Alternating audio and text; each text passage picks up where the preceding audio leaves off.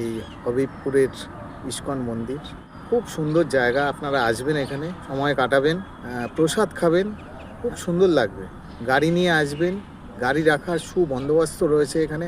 আর সব থেকে বড় কথা কি, এখানে যারা নাকি পরিচালনা করছে মন্দিরটা, বা বাইরে যারা নাকি এই যে এখানে তো প্রচুর চাষ করছে, এখানে বিভিন্ন রকম কফি, আখ, তারপরে বিভিন্ন রকম সবজি যেটা নাকি ভোগের প্রসাদে যায় এখান থেকে।